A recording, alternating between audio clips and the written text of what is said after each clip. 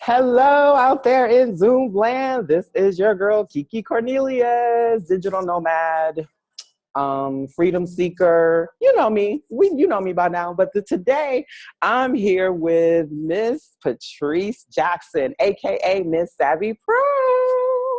How are you? So Patrice. Hi.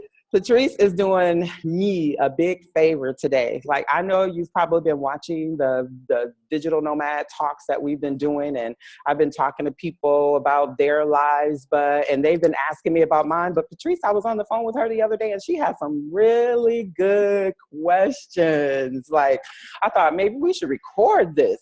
So I set up an appointment with her, and I was like, okay, let's do this thing. Let's get it out in the open, because I know that any questions that Patrice may have, you may have too, out there in Zoom land. So Patrice is going to be kind of heading this interview today. She is, she running things. I have relinquished control and authority, which is something I really love to do in my life now. I'm okay with letting other people, be in the lane and me just sitting back and what do you need me to do? So Patrice, tell our viewers more about you and who you are. Okay. Well, as she said, my name is Miss Savvy Pro, and I am a virtual and personal assistant, a host of a podcast called the Miss Savvy Pro Show that airs every Tuesday at 9 p.m. Eastern Standard Time. And I am a lover of life, which is one of the reasons why I want to be a digital nomad. My goal is to be a digital nomad when I turn 40, around 40. I want that to be like my next journey in life. And that's one of many reasons why I love Coach KeeKee, because she is already there. She is truly embodying what I think a digital nomad is. And so that's how, that's why I'm here today, because I have a million questions. And, she ain't gonna ask them all today, y'all. Trust me. And I'm like, I want to get all the knowledge I can from her. I mean, I'm always, sitting at her feet, getting as much knowledge as I can. And, I know she's about to embark on a new journey. So I'm like, goodness. I can't wait to hear, just her viewpoint of the life that she lives. And I want to use that in order to continue to encourage me to do what I want to do and reach my goals. Yay! Patrice always makes me want to cry when I talk to her. I'm always, I don't know if everyone is like this, but this is me. Like, when you hear people talking about you, I'm like humbled. I really am. And sometimes I wonder, who was this lady that they talking about? And I hear Coach KeeKee, I'm like, KeeKee, oh, that's me. Well, as I always say, I love you, and I'm so glad that we have been able to connect, and online. We haven't even got to meet each other face to face. So I think we have created a really good relationship, one that actually rivals some of the people I know and network with here face to face on a regular basis. Wow.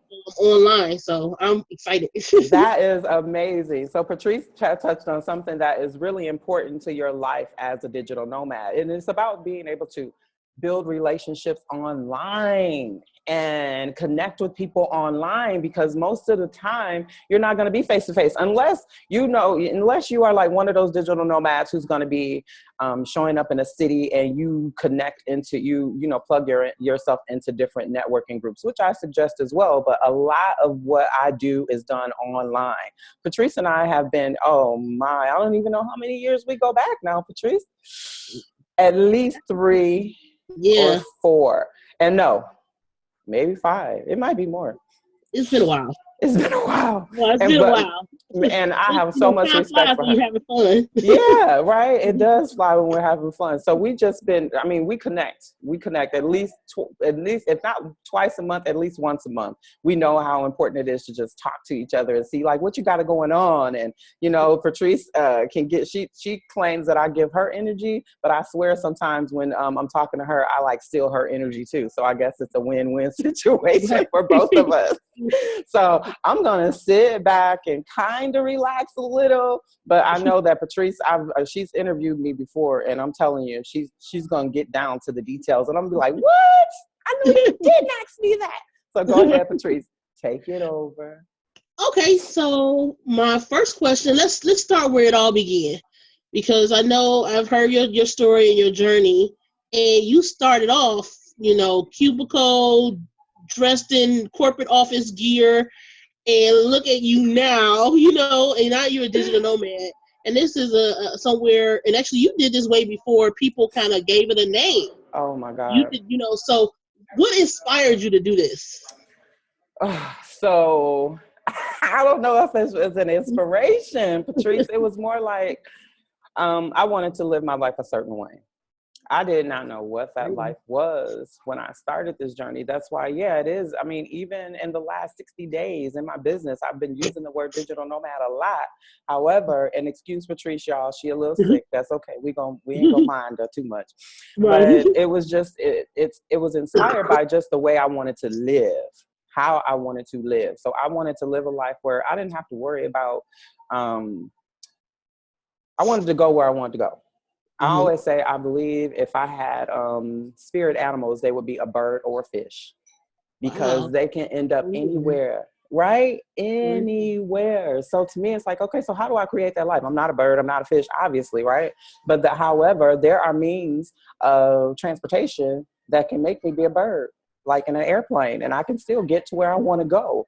So it was really, I was inspired just the world, like being able to see more of the world. I feel that God didn't create all of this big old earth for me to just stay in one part. Wow. He really didn't. So I want to see, in as much as I can, I want to be a personal witness to the amazement of the things that you see in pictures and magazines, and you think, oh, I want to take that picture. Oh, I can't, I wonder what it was like to be in that place. So to me, it's like, oh, well, let's see what it's like to be in that place. Wow.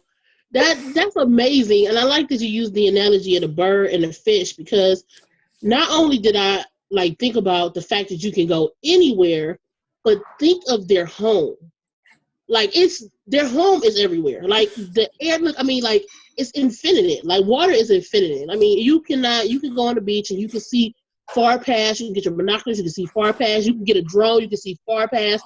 But it's still, even with those limits of those objects, they're still infinite in water. It's still infinite. I mean, the sky, of course. I mean, it's infinite. Like, right. so, being a digital nomad, it means that you are truly taking the ceiling off of your goals and off of whatever, and you have no limit. Like, that's why I love the possibility of it, because you can go anywhere, Possibility. do That's anything. possible is my word for the year. I'm just going to plug that in. Possible is my word for the year. If you do not have a word for a year, pick one. Pick one. Because it just, to me, that word, you say possibilities, it really brings out infinite possibilities. Today, I ask myself every day, what else is possible? What else is possible? What else is possible? Because I think as humans, we've been programmed to question every single step that we take. Like, oh, what if I do quit my job and what's going to happen? Or what if I do travel to another country and I don't know the language? What's going to happen? Well, you won't know until you get there.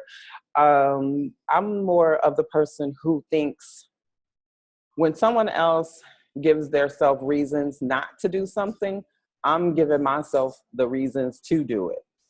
Because barring death, dismemberment, I mean, we can do anything. It's like a lot of people wait their whole lives to be or do something that you can really just be or do today. There is nothing that stops you from saying, I don't want to go into this position anymore. I can make money doing this, and just switch it up. People do it all the time. It's the fear that stops us. And fear is like things that we make up in our mind. Right. Oh, when I figured that out, Patrice, I was like, what? I'm making it up? Oh, I'm not going to be I refuse to be the person who stops me from living my dreams. For all the other people that I have to fight through, I refuse to be the one that's going to stop me. I'm not going to stop myself. I'm like, let's go. So okay, as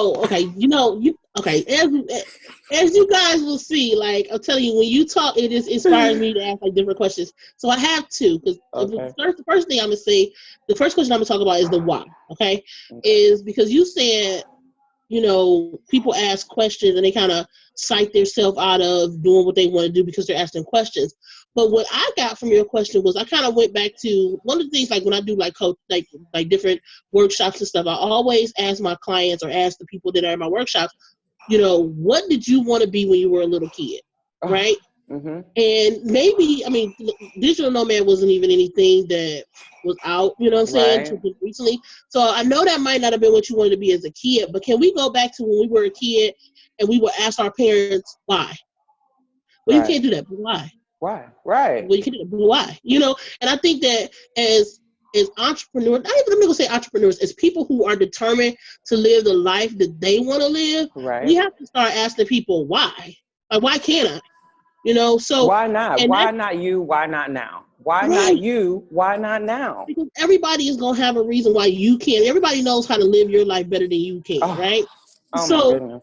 That totally takes me into the next thing you said. The next question was, how did your support system, your family, your area, just anybody who was around you kind of react to you saying, you know what? I'm checking this lifestyle and I'm about to do something else. So how did that happen? Oh my goodness, Patrice. No, you didn't. No, you didn't. I think they're in shell shock every time I tell them I'm about to do something new, because they never know. I just know now that they're just like, they never know what I'm going to come up with. And honestly, I don't either. Last month, I was asking myself, what do I want to do for my birthday? I'm going to be 45 on the 20th of March.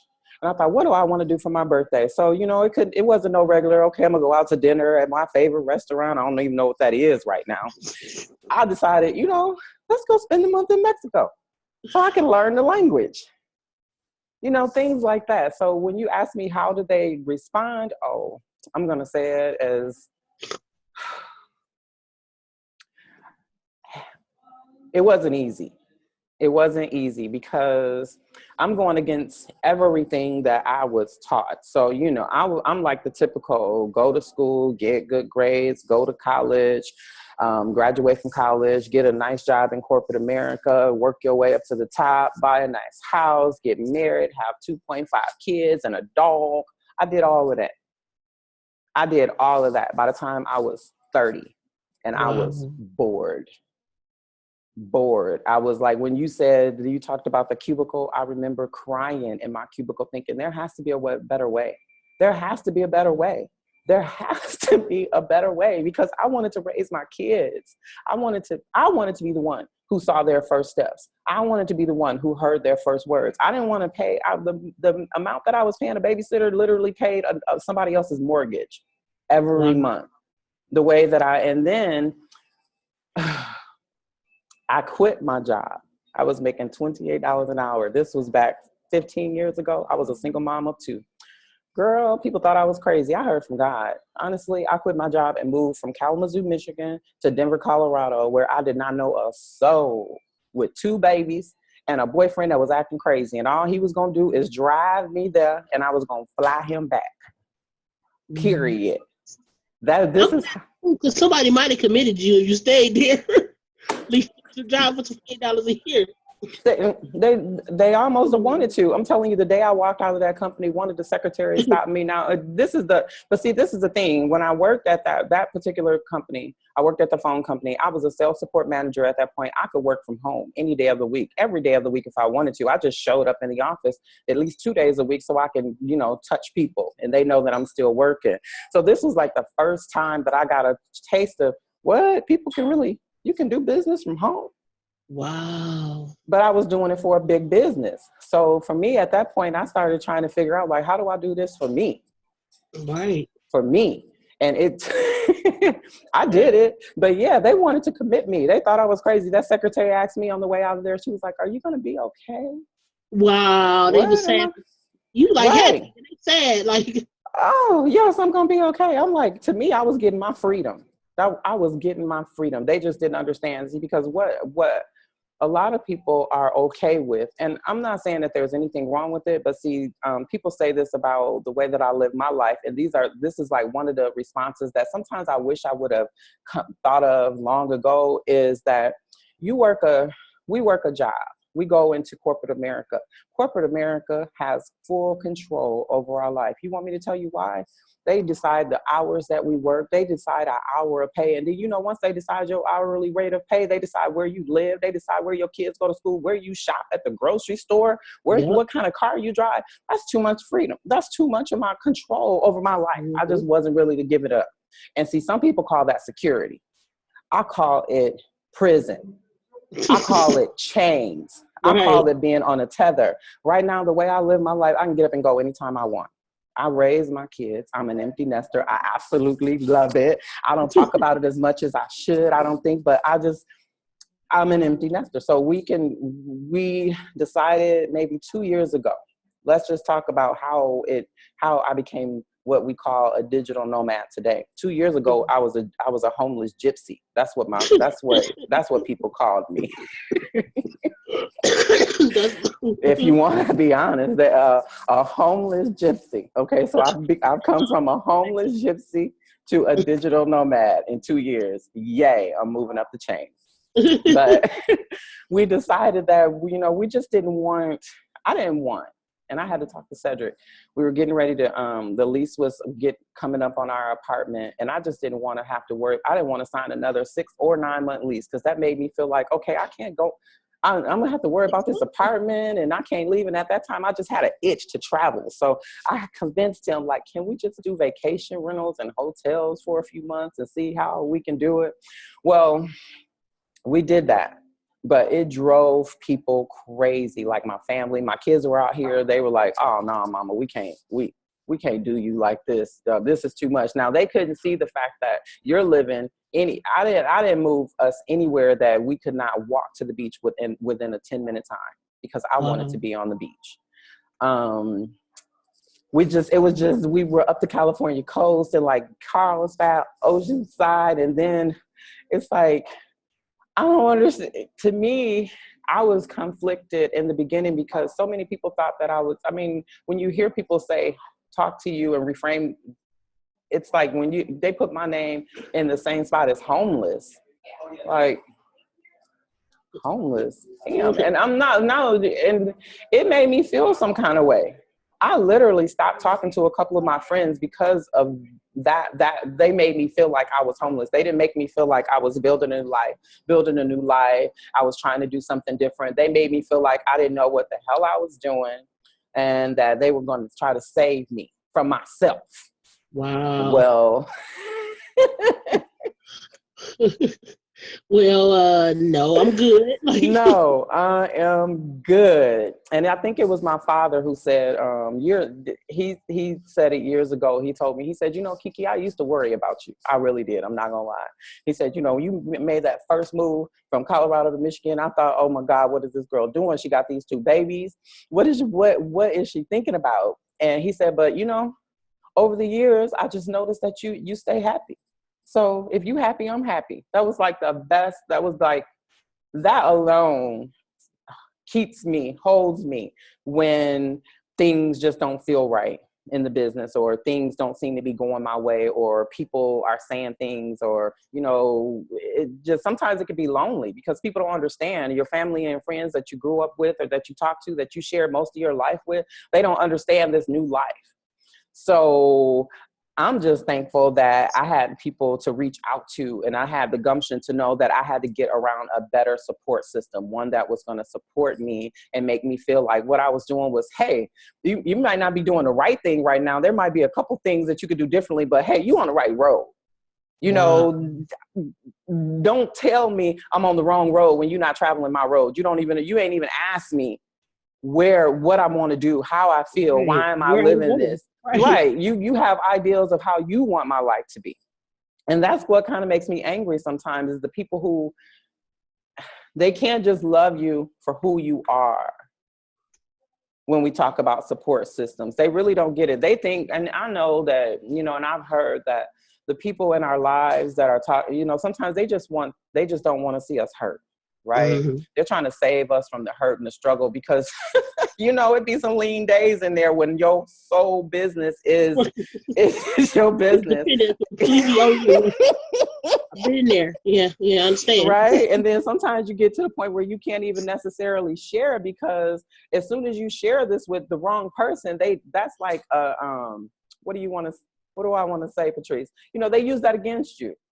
Right. Like, that's why Like you should go and get right. If you had a job, you wouldn't be having this problem. Or what do you really do? What? Right. Leave me alone. Just leave me Or alone. the best one is, so what you doing with your little business? I hate when people put the word little in front of something like disrespectful. But like little, really? Like yeah, because you know what, Patrice, what I figured out over the years is that people who are not entrepreneurs, everybody is not meant to be an entrepreneur. You and I both know that.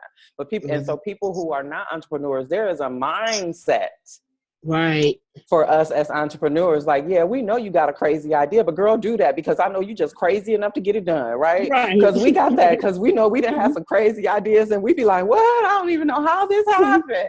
Right. Right. You telling you, and everything's stopping. You be like, is this for real?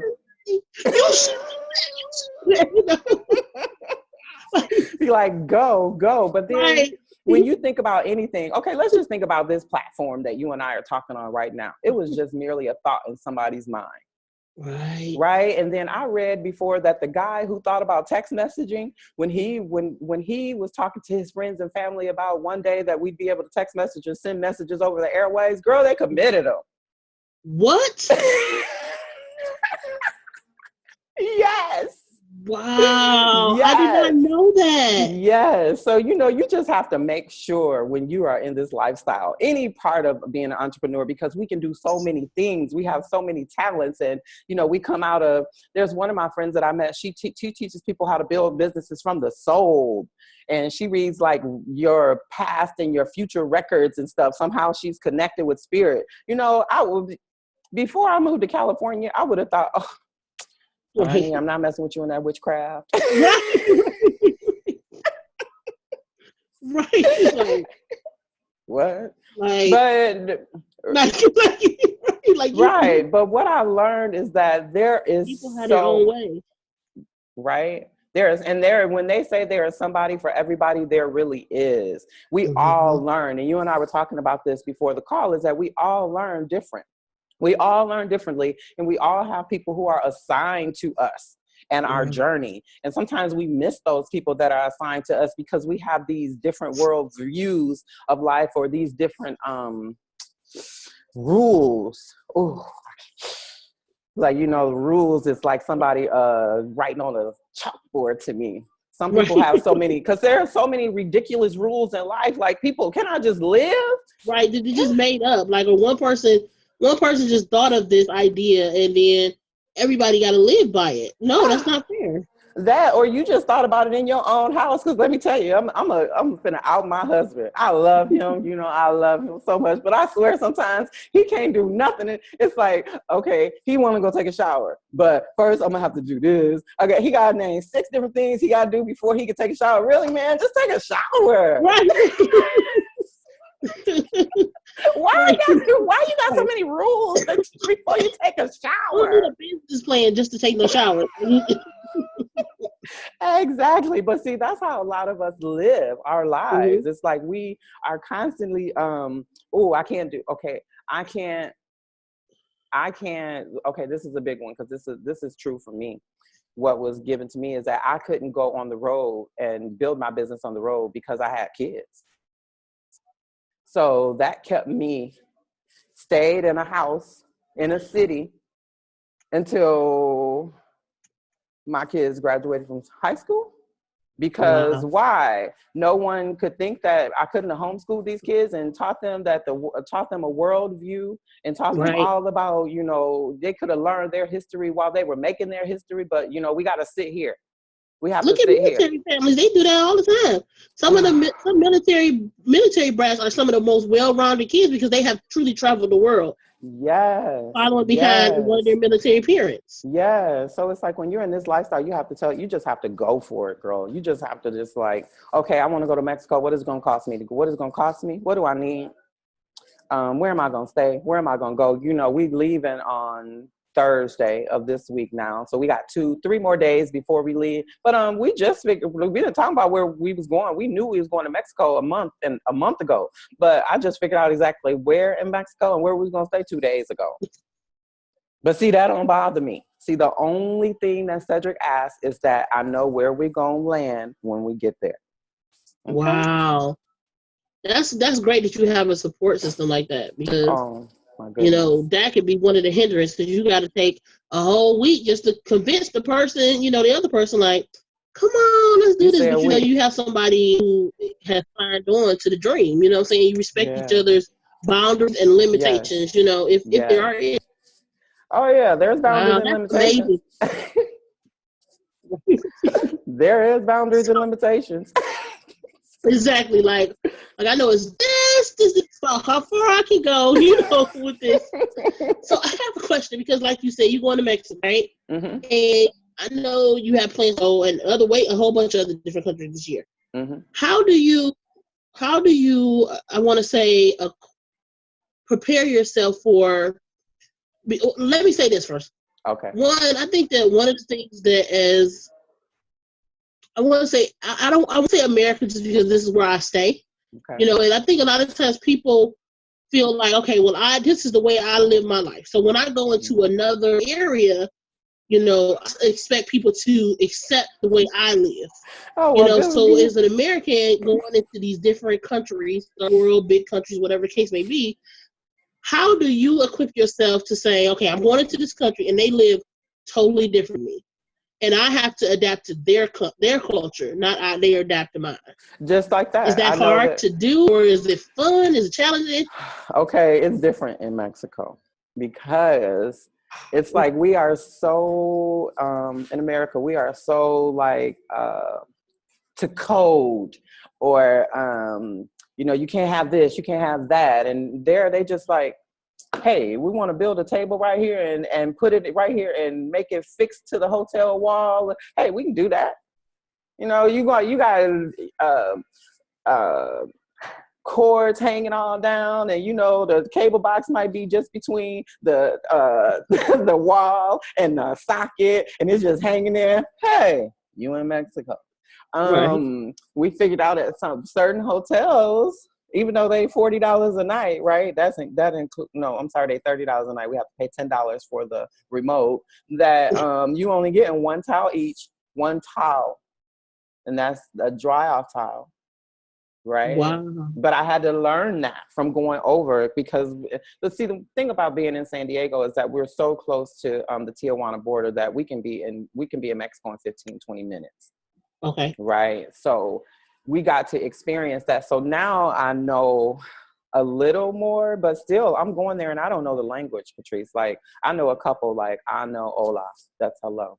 Como está? I believe that's how you're doing or what's going on. And then I know the response to that is muy bien or bien, gracias, something. After that, I don't know. And then I know how to order my food. I know that pollo is chicken, but and I forgot what cactus is, because I like that now. So I behave. And elote is corn. So right. Like if I can get some chicken and corn, I'm good. I ain't gonna starve to death. Right, I ain't gonna starve. And banya, that's the bathroom. So I'm good. Anything else I learned, but I'm really good at adapting. Mm-hmm. I believe as a digital nomad, you have to be able to adapt to different cultures and lifestyles. One of the things that really, when I first moved to California, I lived with my girlfriend, Katrina, for probably about 3 months on her couch and with her 4 kids. And that was when we were trying to find a place, and Cedric was still in Colorado working while I was trying to transition us to California. So that was, you learn how to, be in someone's space without being in someone's space. You realize that you respect that space. So the same as like in a different country, I know that I am in those people's country.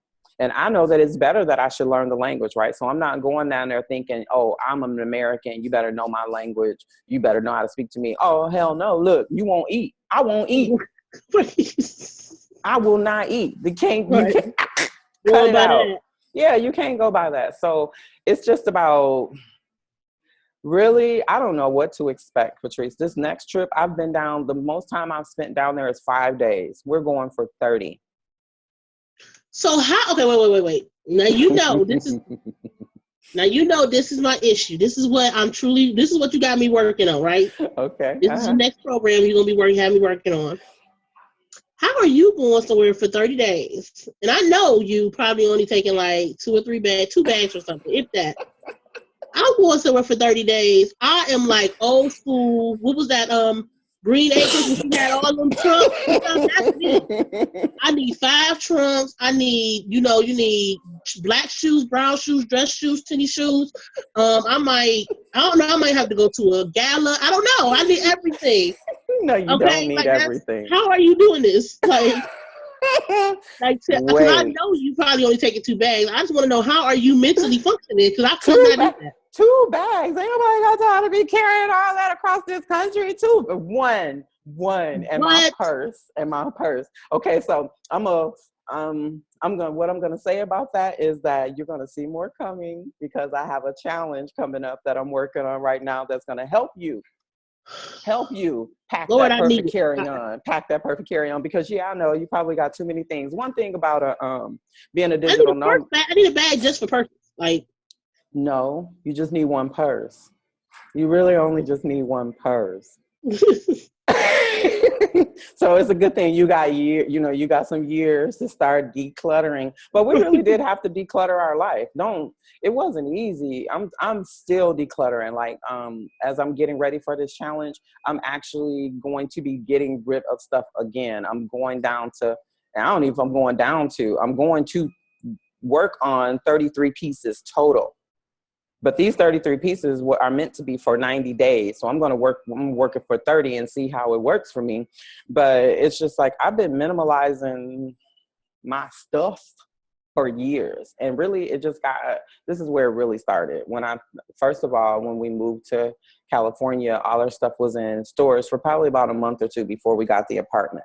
And so when he brought that stuff from Colorado, I already had stuff in the apartment. We had made a new home there, and all that stuff it was like Christmas. And at the same time, like, I need to get rid of some of this stuff. I don't even need this stuff. I ain't seen it in months. I don't even know why I had it, for one. And then when we let the lease go on the house, and we were like carrying, like, I had a big old suitcase, maybe 2 or 3. We might've had 2 or 3. And you get to move in every month or 2, and you start carrying all that baggage. I mean, talk about that song Erykah Badu had about Bag Lady. right. Oh, you figure out real quick, or at least I did, that I just didn't want to be bogged down with a whole bunch of stuff, because it wasn't about the stuff for me at that point. It was about seeing the world. I didn't care about that stuff. I can get new stuff. We can always get new stuff. Wow. So that's how I do it. I'm just not attached anymore. Now, I used to be the one who you couldn't go into my closet. I had at least 50 pair of shoes at once. Every time I got paid, I was going to buy at least 2 or 3. I loved Coach purses. Absolutely loved them. I would have to have at least 2 or 3 of them in a month. I was in a Coach purse birthday club at one time when I was in corporate America. Yes, a birthday club, girl. We all put into the birthday club. So when it was your birthday month, you was getting a new Coach purse. Mm-hmm. I know. I don't know if it's me. I think I got lower. I don't know if it's me or. Isn't it me? It maybe. I turned me up a little. Okay. So you got any more questions, Patrice? Yes. She got a million. Yes. I do have a question. How do you go into, you go into a new country, or not even new country, just new state, and you go somewhere where you're not familiar and you have to adapt, but you don't know anybody. And at the end of the day, you do need to have some people around here just to kind of guide you and give you suggestions. Is it hard, jumping into networking and finding places to network and things like that?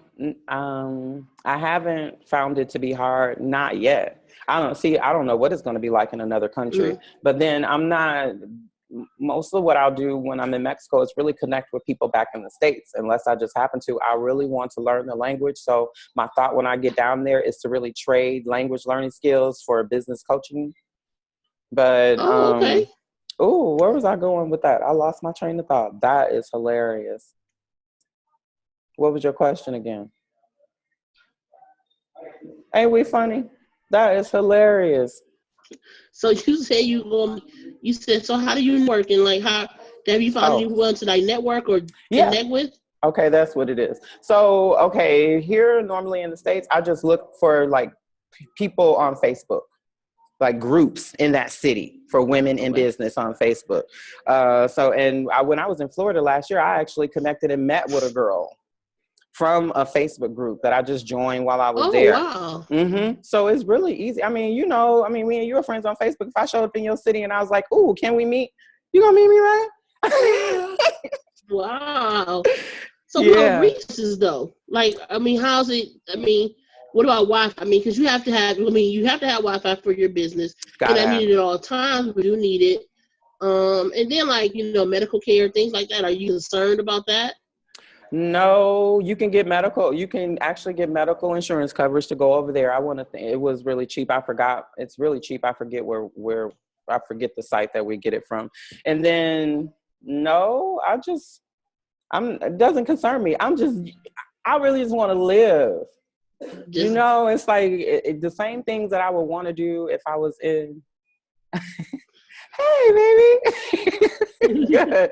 The same things I would want to do if I was in my home base. I still want to have fun and I want to get to know the city. So I'm reaching out to people like, what do you know to do in such and such? Or you find people, you talk to people. I love talking to people in restaurants. Like, oh my God, I meet people at the grocery stores. I meet people everywhere. I'm a meeting people kind of girl. So yeah, wow. yeah. I'm like super excited. I can't wait to play Where's KeeKee in the next couple of weeks because like we just played Where's KeeKee. What was that like about a month ago? Like you were Yeah. everywhere, and I'm like I'm calling you, and I technically don't even know where you are. Like if I don't go on Facebook to see what weather you're in, because actually went through like two or three climates in like what 2 months? Yeah, in a Last month and couple of months ago. 5 weeks. Yeah, we were in like nice climate. Then we went to snow. We hadn't seen snow in 3 years. Three Wow. years. I don't miss it. I still don't miss it. No, I don't. But yeah, it's been cool. It's been cool. This has been nice, Patrice. I Thank know. you. I'm having like to ask a question. I'm gonna have like a million more questions. So Hmm. we have to do a follow up interview, or you Yes. know, check you. But you do Facebook lives all the time too. So, Oh no, you didn't say all the time. I'm working on that.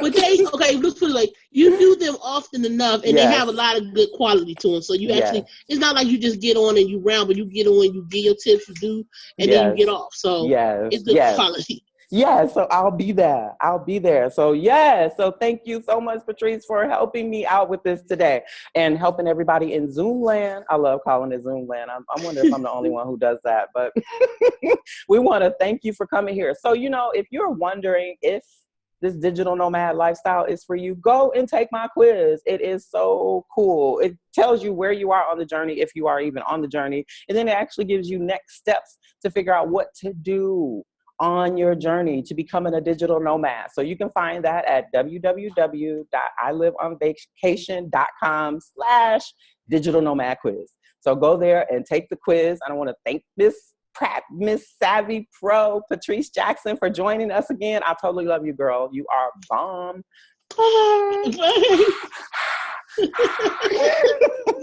Bye. Bye-bye.